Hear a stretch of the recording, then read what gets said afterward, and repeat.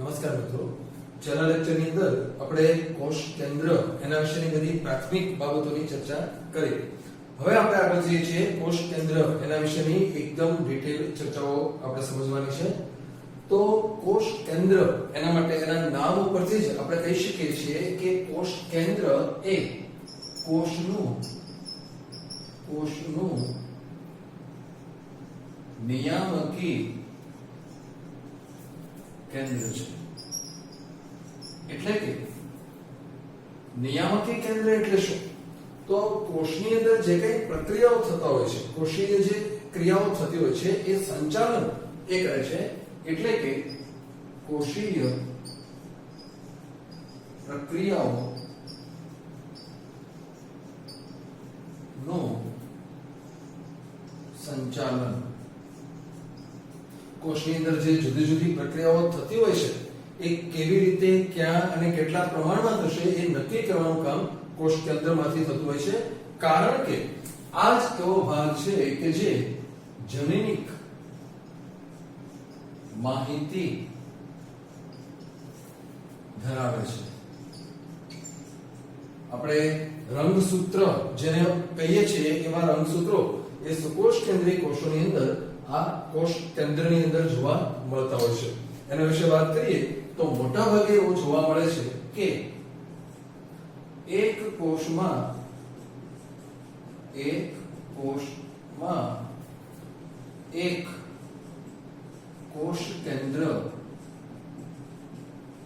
હાજર હોય છે. મોટા ભાગે આવું હોય છે, પણ એમાં કેટલાક અપવાદો જોવા મળે છે. જેમ કે કેટલાક કોષો એવા છે જે પુખ્તાવસ્થાએ એક પણ કોષ કેન્દ્ર ધરાવતા નથી. દાખલા તરીકે અહીંયા લખીએ આપણે કે કોષ કેન્દ્ર વિહીન કોષો. અહીંયા આપણે એના અપવાદની વાત કરીએ છીએ. મેઇન વાત આ છે, એક કોષમાં એક કોષ કેન્દ્ર હોય છે, પરંતુ કેટલાક કોષો જેમ કે લખીએ આપણે રક્તકણ અથવા જેને આપણે એરિથ્રોસાઇટ કહીએ છીએ. એરિથ્રોસાઇટ એટલે રક્તકણ અને ઉપરાંત વનસ્પતિના ચાલની નલિકા કોષો. તો આવા બે એક્ઝામ્પલ એવા આપણે આપ્યા છે કે જે કોષ કેન્દ્ર ધરાવતા નથી પરંતુ જીવંત હોય છે.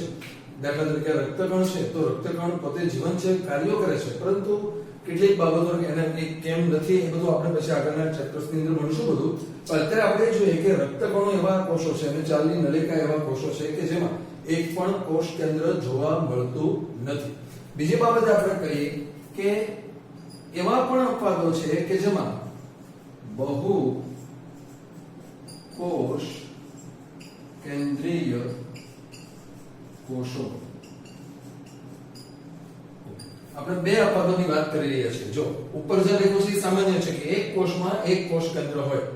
હવે આપણે એમાં બે અપવાદો કે આમાં કોષ કેન્દ્ર છે જ નહીં, એક પણ નથી. અને આમાં અહીંયા આપણે એમાં જોશું કે જેમાં એક કરતા વધુ કોષ કેન્દ્રો જોવા મળે છે. દાખલા તરીકે પેરામીશિયમની અંદર બે કોષ કેન્દ્રો હાજર હોય છે. બે કોષ કેન્દ્રો હાજર છે. પેરામીશિયમમાં બે કોષ કેન્દ્રો છે. તો બીજી બાજુ આપણા સ્નાયુ કોષો કેટલાક એવા છે, ખાસ કરીને રેખિત સ્નાયુઓ એવા છે. આપણે લખીએ રેખિત સ્નાયુ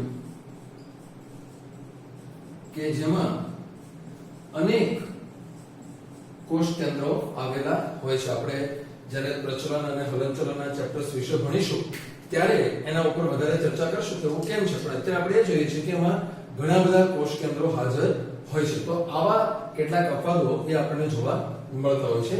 હવે આપણે એની રચના તરફ આગળ વધીએ તો કોષ કેન્દ્ર જે હોય છે એની આકૃતિ આપણે ગયા વખતે દોરી હતી, એને આપણે ફરી પાછી થોડી રિપીટ કરીએ કે એક કોષની અંદર જે કોષ કેન્દ્ર આવેલું હોય છે, અહીં આપણે એની આકૃતિ દોરીએ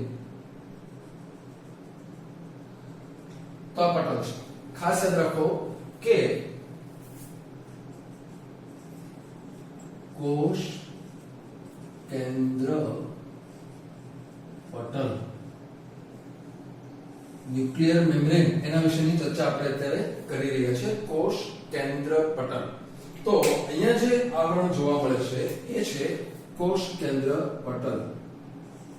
કોષ કેન્દ્ર પટલ. આપણે એની ખાસિયતો સમજવાની છે. તો સૌથી પહેલી ખાસિયત એ છે કે કોષ કેન્દ્ર પટલ એ પોતે બેવડું આવરણ ધરાવે છે. ડબલ આવરણનું છે અને બંને આવરણોની વચ્ચે જે જોવા મળે છે, બંને જે આવરણો છે એની વચ્ચે એક જગ્યા, એક હમણાં આકૃતિમાં બતાવ્યું છે, બે આવરણોની વચ્ચે થોડો ગેપ છે, એને કહેવામાં આવે છે પરિકોષ કેન્દ્રીય અવકાશ. નામ સમજી લઈએ એનું. પરિ એટલે આજુબાજુ, કોષ કેન્દ્રીય એટલે કે કોષ કેન્દ્રની આજુબાજુમાં આવેલી જગ્યા પરિકોષ કેન્દ્રીય અવકાશ. આ અવકાશ જે જોવા મળે છે એ સામાન્ય રીતે 10 થી 55 નેનોમીટર જેટલો છે. 10 થી 55 નેનોમીટર જેટલો અવકાશ ત્યાં જોવા મળતો હોય છે. આકૃતિમાં અહીંયા આપણે બતાવીએ કે એ આ રીતે છે.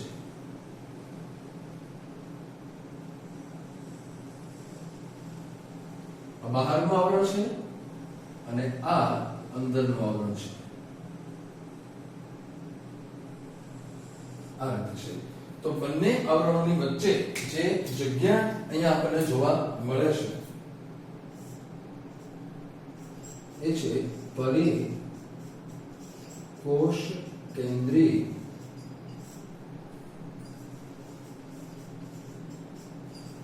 અવકાશ. પરિકોષ કેન્દ્રીય અવકાશ.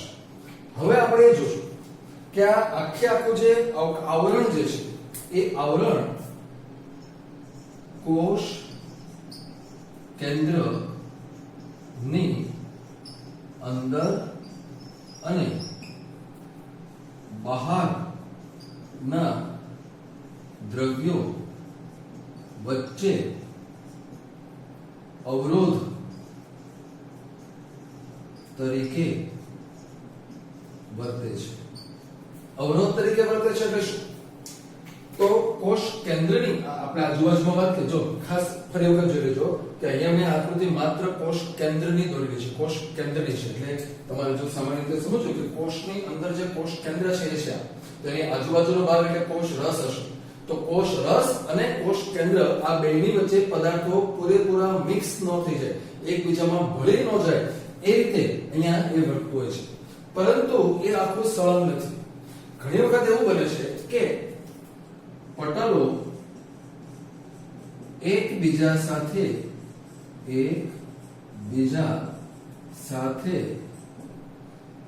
જોડાવાથી એકબીજા સાથે આપણે હમણાં આકૃતિમાં બતાવીએ કે બે પટલો એકબીજા સાથે અમુક જગ્યાએ જોડાઈ જાય છે અને એને કારણે કોષ કેન્દ્ર છિદ્ર ની રચના થાય છે. કોષ કેન્દ્ર છિદ્ર આકૃતિમાં આપણે બતાવીએ. ધારો કે આ બે પટલ છે, તો બે પટલ એકબીજા સાથે આ રીતે જોડાઈ જાય છે. અહીંયા આપણે બતાવીએ તો એ જોડાણ આ રીતે થઈ જાય છે. અહીંયા જોડાઈ જાય, અહીંયા જોડાઈ જાય. આવા બે ચાર જગ્યાએ આપણે બતાવીએ તો એ જોડાણ આમ છે.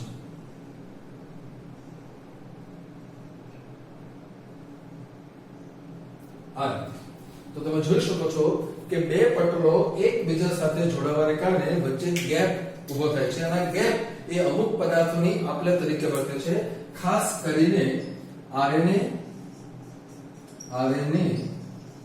અને પ્રોટીન ની આપલે આ છિદ્રોમાંથી થતી હોય છે. આ પદાર્થો જે છે એ અહીંથી આમ આવજા કરી શકે છે. आरएनए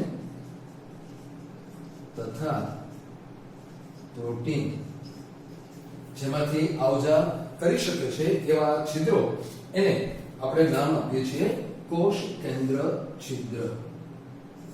કોષ કેન્દ્ર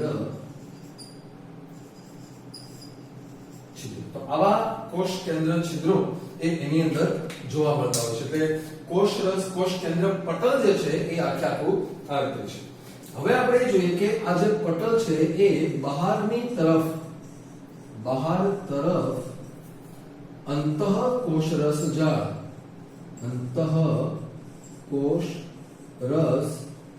જાળ સાથે સંકળાયેલું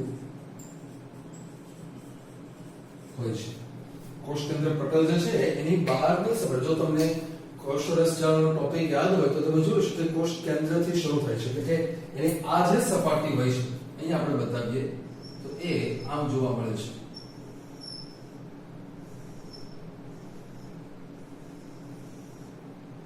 તો અહીંયા એ આપણને અંતઃ કોષ રસ જાળ જોવા મળે છે. અંતઃ કોષ રસ સાથે એ પટલ સંકળાયેલું હોય છે અને એટલું જ નહીં પણ એની ઉપર રિબોઝોમ્સ પણ જોવા મળે છે. જેમ અંતઃ કોષ રસની સપાટી પર રિબોઝોમ હોય છે એમ અહીંયા પણ આપણને કેટલાક રિબોઝોમ્સ જોવા મળતા હોય છે. એટલે આ એ રીતે એ અંતઃ કોષ રસની સપાટી સાથે પણ એનું જોડાણ થયેલું હોય છે. એટલે ખાસ યાદ રાખો, કોષ રસ પટલની જે બહારની સપાટી છે એ બહારની સપાટી એ અંતઃ કોષ રસજાળ ધરાવતી હોય છે. હવે આપણે જોશું કે આ આખી રચના એ પટલની છે. હવે એની અંદર આપણે વાત કરીએ તો અહીંયા આપણે સમજવા જઈ રહ્યા છીએ કોષ કેન્દ્રિકા. કોષ કેન્દ્રિકા કેવી રીતે છે તો એના માટે આપણે સમજીએ કે જે કોષ કેન્દ્ર આધારક, આપણે ગઈકાલે વાત કરી હતી કે કોષ કેન્દ્રની અંદર જે પ્રવાહી જોવા મળે છે એને આપણે કોષ કેન્દ્ર આધારક કહીએ છીએ. તો આ કોષ કેન્દ્ર આધારક અથવા જેને કહેવામાં આવે છે કોષ કેન્દ્ર રસ. કોષ કેન્દ્ર આધારક એનું જ બીજું નામ છે કોષ કેન્દ્ર રસ. એમાં કોષ કેન્દ્રિકા અને રંગસૂત્ર દ્રવ્ય હાજર હોય છે. એટલે આ જે પદાર્થ છે રંગસૂત્ર દ્રવ્ય એ અને આ કોષ કેન્દ્રિકા એ કોષ કેન્દ્ર આધારક એટલે કે કોષ કેન્દ્ર રસમાં જોવા મળે છે. હવે એના ઉપર આપણે ચર્ચા કરીએ તો જોવાનું એ છે કે કોષ કેન્દ્રિકા જે હોય છે, આ કોષ કેન્દ્રિકાની જે આપણે વાત કરીએ છીએ તો અહીંયા જોઈએ કે કોષ કેન્દ્રિકા એ કેવી રચના છે.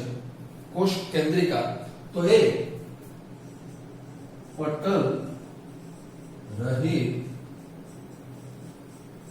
ગોળાકાર રચના છે. પટલ નથી એમાં અને એ ગોળાકાર રચના જોવા મળે છે.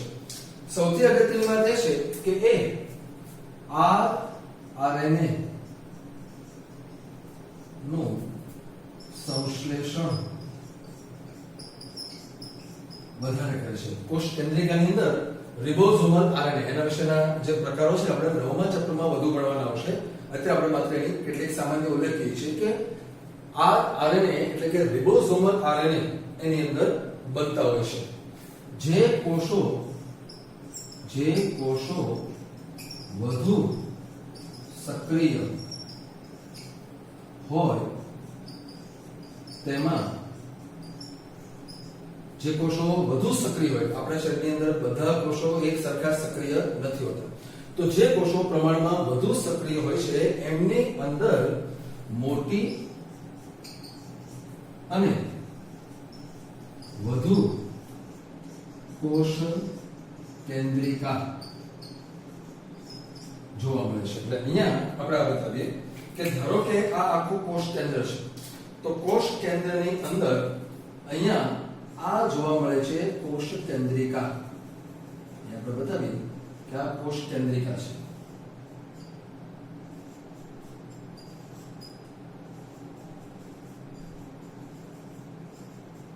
કોષ કેન્દ્રિકા. તો અહીંયા બાકીનો જે ભાગ છે અહીંયા બતાવીએ આપણે.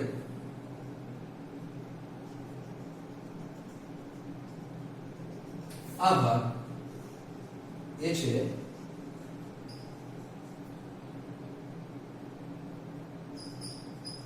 આધારક, એટલે કે કોષ કેન્દ્રનું આધારક છે. એટલે કોષ કેન્દ્ર આધારકની અંદર આ કોષ કેન્દ્રિકા છે. અને અહીંયા જે લખ્યું છે આપણે રંગસૂત્ર દ્રવ્ય, એ પણ અહીંયા આમ જોવા મળે છે.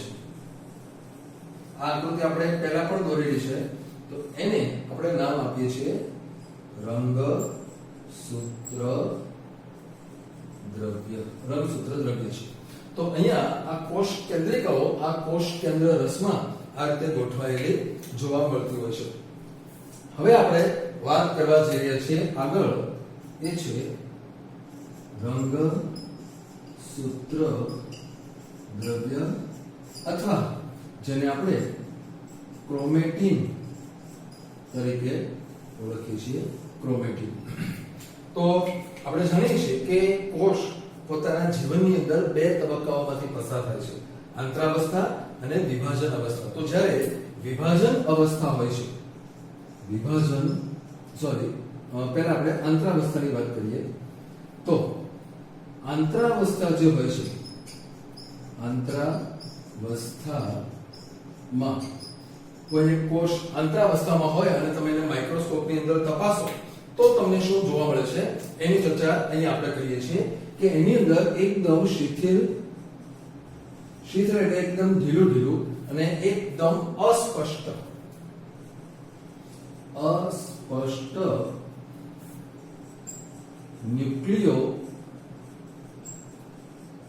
ન્યુક્લિયોપ્રોટીન તંતુ સ્વરૂપે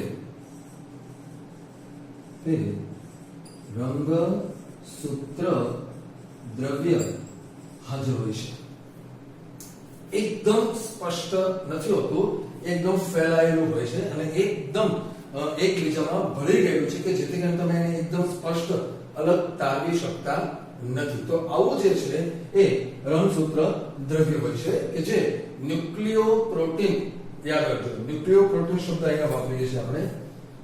ન્યુક્લિયોપ્રોટીન શબ્દ શું કામ વપરાય છે?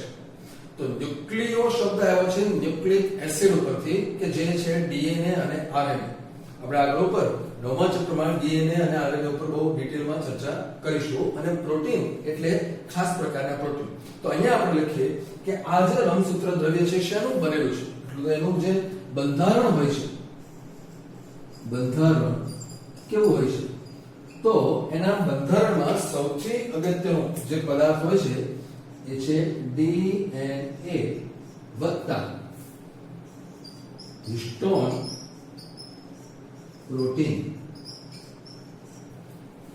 ડીએનએ વત્તા હિસ્ટોન પ્રોટીન, આ બે વસ્તુ અગત્યની છે. રંગસૂત્રનું જે મેઇન બંધારણ આ બંને પદાર્થો વડે થાય છે. એક છે મેઇન ડીએનએ અને બીજું છે હિસ્ટોન પ્રોટીન. એ ઉપરાંત એમાં શું જોવા મળે છે? આ તો છે ડીએનએ અને હિસ્ટોન પ્રોટીન તો છે જ, એ ઉપરાંત એની અંદર જોવા મળે છે બીજા પદાર્થો જે છે બિન હિસ્ટોન પ્રોટીન. હિસ્ટોન પ્રોટીન વિશિષ્ટ છે, એ જ રીતે બિન હિસ્ટોન પ્રોટીન પણ જુદા છે, વત્તા કેટલું આરએનએ. ના ચાર મેઇન પદાર્થો છે. સૌથી વધુ હોય છે ડીએનએ અને હિસ્ટોન પ્રોટીન, આ બે પદાર્થો. પણ એ ઉપરાંત એની અંદર જોવા મળે છે બિન હિસ્ટોન પ્રોટીન પણ અને આરએનએ પણ જોવા મળતા હોય છે. તો એના વડે બનેલું એ જોવા મળતું હોય છે. એટલે આ પ્રકારે આપણું રંગસૂત્ર દ્રવ્ય એ બનેલું હોય છે. પરંતુ અત્યારે આપણે વાત કરી રહ્યા છીએ આંતરાવસ્થામાં જોવા મળતું આ રંગસૂત્ર દ્રવ્ય. આંતરાવસ્થા જ્યારે પૂરી થાય ત્યાર પછી શરૂ થતી હોય છે વિભાજન અવસ્થા. વિભાજન અવસ્થા. તો વિભાજન અવસ્થા જેવી શરૂ થાય એવા સમયે જે રંગસૂત્ર દ્રવ્ય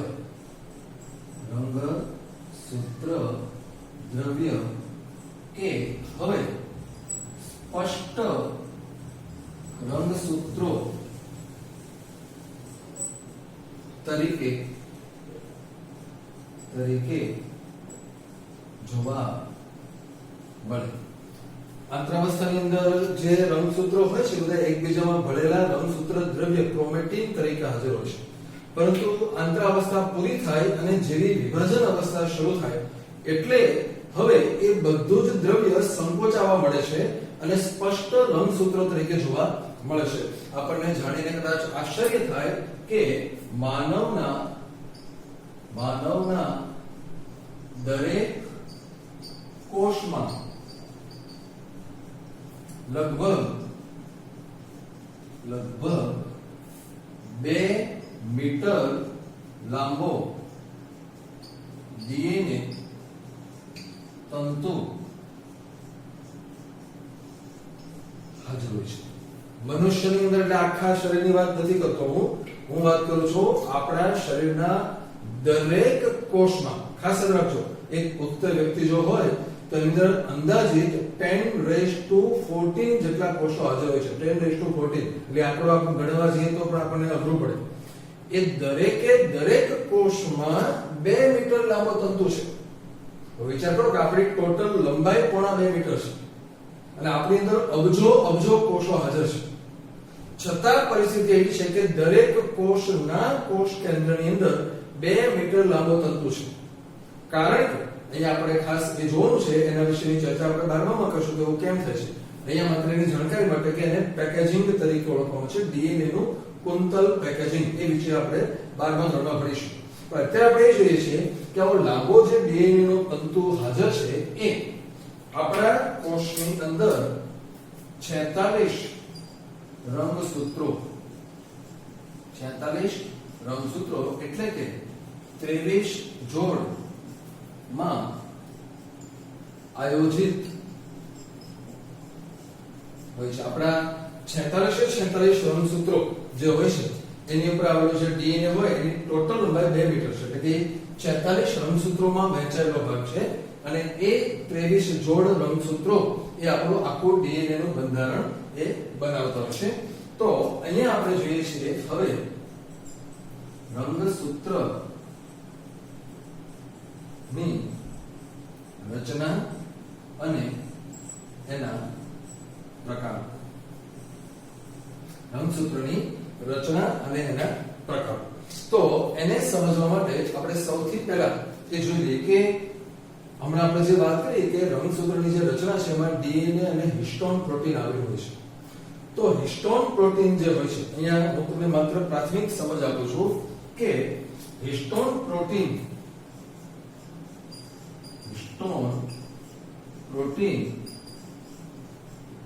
એ કેવી રચના છે તો કે ડીએનએ ને ભૌતિક આધાર આપે છે. ડીએનએ જે હોય છે એ ખૂબ જ સૂક્ષ્મ અને નાજુક હોય છે.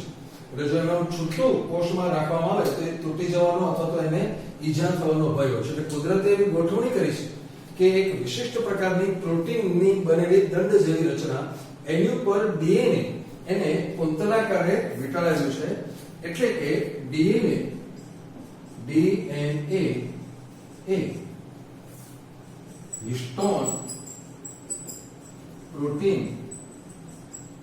પર વીંટળાઈને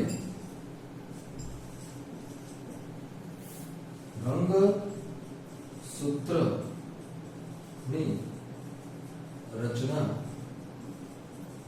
કરે છે. જે પ્રોટીન હોય છે એની ઉપર ડીએનએ કુંતલાકારે વીંટળાતું જાય છે અને એવી રીતે રંગસૂત્ર બને છે. તો રંગસૂત્ર કેવી રીતે આયોજનમાં હોય છે એ આપણે સમજી લઈએ. તો દરેક રંગસૂત્ર સામાન્ય રીતે શું ધરાવે છે? એક કોમન વાત છે, બધામાં એવું હોય એવું દરેક વખતે જરૂરી નથી, પણ કોમનલી જો આપણે જોઈએ તો આપણે ખ્યાલ આવે કે દરેક રંગસૂત્રમાં સામાન્ય રીતે બે રંગસૂત્રિકાઓ આવેલી છે. બે રંગસૂત્રિકાઓ છે. આપણે આકૃતિ દોરીએ એટલે એમાં બધું ખ્યાલ આવશે. ઓકે, હજી એની અંદર આપણે જઈએ આગળ તો દરેક રંગ સૂત્રિકા માં બે ભુજાઓ હાજર હોય છે. એટલે કે એક રંગસૂત્રની રચનામાં બે રંગસૂત્રિકા અને દરેક રંગસૂત્રિકાની અંદર બે ભુજા, એટલે કે એક રંગસૂત્રમાં કુલ 4 ભુજાઓ જોવા મળે છે. ઓકે, એ ઉપરાંત આપણે જોઈએ છીએ કે એની અંદર હાજર હોય છે એક પ્રાથમિક ખાંચ કે જે રંગસૂત્ર કેન્દ્ર અથવા સેન્ટ્રોમિયર કહેવાય છે. જે પ્રાથમિક ખાંચ હોય છે એને રંગસૂત્રનું કેન્દ્ર અથવા એને સેન્ટ્રોમિયર તરીકે ઓળખવામાં આવતું હોય છે. હવે આપણે જોઈએ કે આ જે રંગસૂત્ર કેન્દ્ર એટલે કે સેન્ટ્રોમિયર હોય છે, એ સેન્ટ્રોમિયર પર નાની બિંબ એટલે કે તકતી જેવી રચનાઓ જોવા મળે છે. એકદમ નાની બિંબ પ્લેટ જેવી રચનાઓ જોવા મળે છે. આ જે પ્લેટ જેવી રચનાઓ છે એને કાઇનેટોકોર તરીકે ઓળખવામાં આવે છે. કાઇનેટોકોર, આ કાઇનેટોકોરની ચર્ચા આપણે આગળ ઉપર કરીશું. અત્યારે આપણે જોઈએ કે આ કાઇનેટોકોર એવી રચનાઓ છે કે જે ત્રાકતંતુ સાથે જોડાણ કરવામાં ભાગ ભજવે છે. આપણે તારા કેન્દ્રની વાત કરી ત્યારે જોયું કે ત્રાકતંતુઓ બને છે, પરંતુ એ ત્રાકતંતુઓ રંગસૂત્રો પર આ કાઇનેટોકોરની સાથે જોડાયેલા હોય છે. એટલે જો એક સામાન્ય રચના આપણે બતાવવી હોય તો આપણે એને આમ બતાવી શકીએ કે રંગસૂત્રો જે હોય છે એ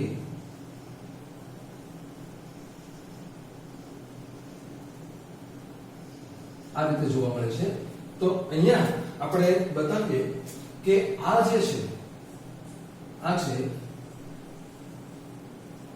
પ્રાથમિક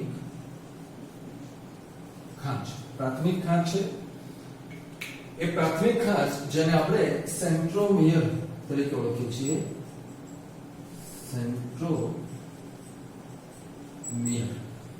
એ સેન્ટ્રોમિયર જે જોવા મળે છે ત્યાં અહીંયા આપણને જોવા મળે છે આવી બિંબ જેવી રચનાઓ કે જે છે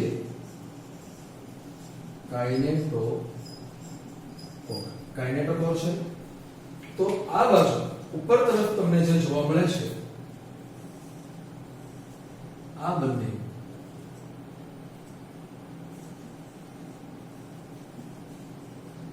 ભુજાઓ છે. આ બે ભુજાઓ છે, આ બંને પણ ભુજાઓ છે.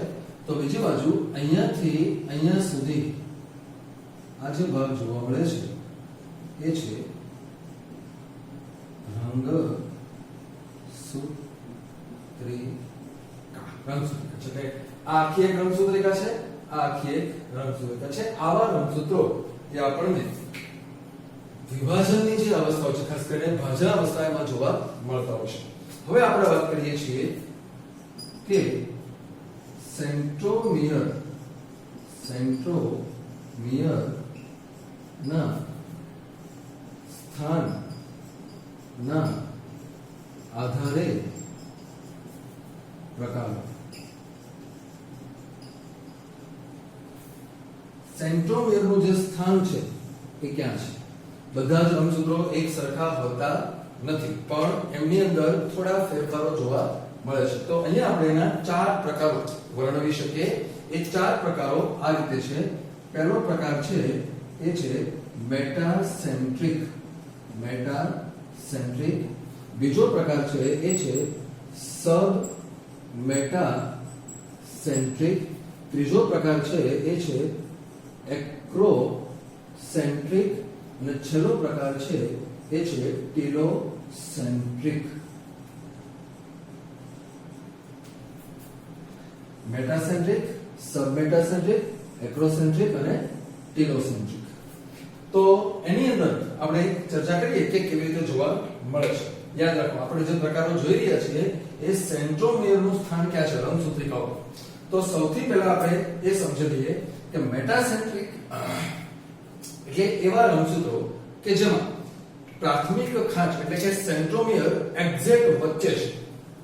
અહીંયા જે દોરીને આપ્યું છે લગભગ એ જ રીતે કે જેથી કરીને એની ચારે ચાર ભુજાઓ લગભગ એક સરખી લંબાઈ ધરાવે છે.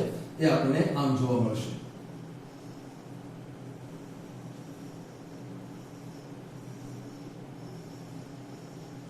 આ રીતે છે. તમે જુઓ છો કે એની ચારે ચાર ભુજાઓ લગભગ એક સરખી છે. સબમેટાસેન્ટ્રિક એટલે એવા રંગસૂત્રો છે કે જેમાં જે પ્રાથમિક ખાંચ એ વચ્ચેનો જે ભાગ છે, અહીંયા આપણે એને કાલ્પનિક રીતે બતાવીએ તો જે વચ્ચેનો ભાગ છે એના કરતા સહેજ ઉપર અથવા નીચે અથવા તો આગળ પાછળ છે. તો એ તમને આમ જોવા મળે છે.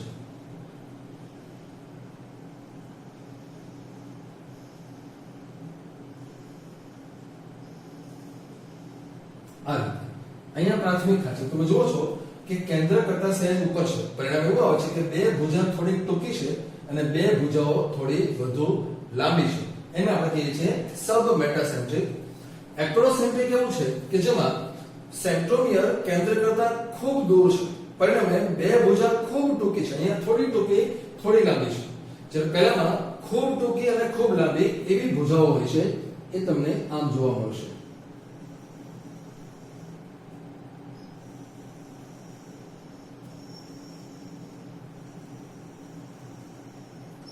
તમે જુઓ છો કે નીચેની બે ભુજાઓ ખૂબ લાંબી છે તો ઉપરની જે બે ભુજાઓ છે ખૂબ જ ટૂંકી છે. એવા પ્રકારના રંગસૂત્રો એ એક્રોસેન્ટ્રિક રંગસૂત્રો તરીકે ઓળખાય છે.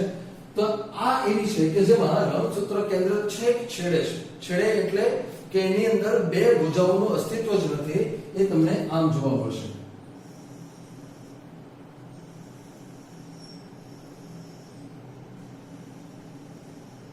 આ રીતે છે. એટલે છેક ઉપરથી જોડે એટલે આખી રંગસૂત્રિકા સળંગ આમ જોડાઈ જાય એક આખી ભુજા તરીકે બની જાય છે.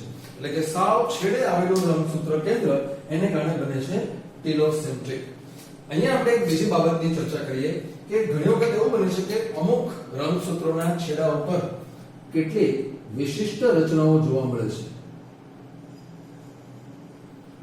એ વિશિષ્ટ રચનાઓ એને સેટેલાઇટ તરીકે ઓળખવામાં આવે છે. અરંજિત હોય છે. ખાસ યાદ રાખો, સામાન્ય રીતે રંગસૂત્રો નામ એટલા માટે આપવાનું છે કારણ કે એ અભિરંજિત જોઈ શકાય છે. આલ્કલી પદાર્થો જે હોય છે આલ્કલીથી અભિરંજિત થાય છે.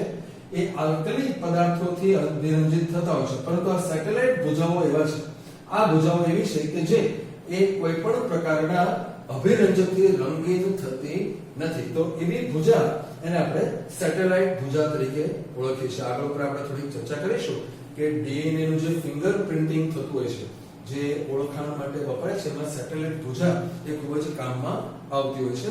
તો આવી રચનાઓ જે આપણને રંગસૂત્રમાં જોવા મળતી હોય છે. એ ઉપરાંત ઘણા કોષોની અંદર અહીંયા જગ્યા નથી એટલે આપણે લખતા હોય સૂક્ષ્મકાય માઇક્રોબોડીઝ જોવા મળે છે. બહુ સિમ્પલ છે. બે મુદ્દાઓ યાદ રાખવાના છે એમાં કે સૂક્ષ્મકાય એટલે એવી રચનાઓ કે જે પટલથી આવૃત હોય છે, નાના કણો જેવા, અને એની અંદર મોટા ભાગે ઉત્સેચકો ભરેલા હોય છે. એ જુદા જુદા કાર્યોમાં ભાગ ભજવે છે. ખાસ યાદ રાખવાનું એ છે કે સૂક્ષ્મકાયની અંદર ઉત્સેચકો હોય છે પણ એ હાઇડ્રોલેજ એટલે કે જળ વિભાજન કરતા ઉત્સેચકો નથી. આપણે આગળ પર લાઇસોસોમ વિશે ભણ્યા છીએ તો યાદ રાખો, જળ વિભાજન કરતા ઉત્સેચકો જેમાં ભરેલા હોય એવી કોટિકાઓને આપણે લાઇસોસોમ કહીએ છીએ. સૂક્ષ્મકાય એટલે કે માઇક્રોબોડીઝ એ એવા કોટિકાઓ છે નાની કે જેમાં જળ વિભાજન સિવાયના કેટલાક ઉત્સેચકો ભરેલા હોય છે. વનસ્પતિ અને પ્રાણીઓ એ બંનેમાં જોવા મળતું હોય છે. એટલે આમ આવી મોટા ભાગની જે કોષમાં જોવા મળતી અંગિકાઓ હોય એના વિશેનો અભ્યાસ આપણે પૂરો કર્યો છે અને આ રીતે આપણું 8મું ચેપ્ટર અહીંયા પૂરું થાય છે.